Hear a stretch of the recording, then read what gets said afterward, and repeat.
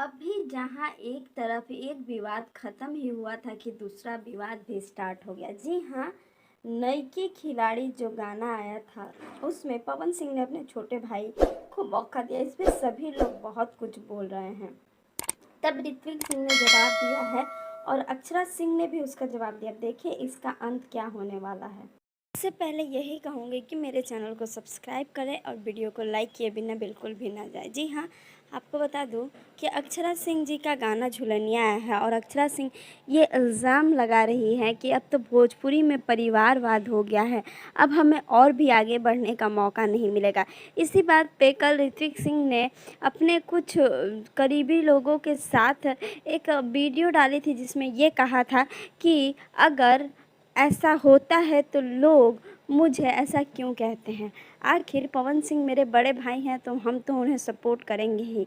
और भैया नहीं बोलते हैं लेकिन हम चुप नहीं रहेंगे, हम चुप रहने वालों में से नहीं हैं। ऐसा पहली बार नहीं हुआ है। ऋत्विक सिंह ने हमेशा से ही पवन सिंह को काफ़ी सपोर्ट किया है, चाहे वो अक्षरा सिंह का मामला हो चाहे वो ज्योति सिंह का मामला हो। हमने हमेशा से ही ऐसा ही देखा है। अब ये देखना है कि अक्षरा सिंह इसका जवाब देती हैं या नहीं। आपको क्या लगता है हमें कमेंट में ज़रूर बताएं।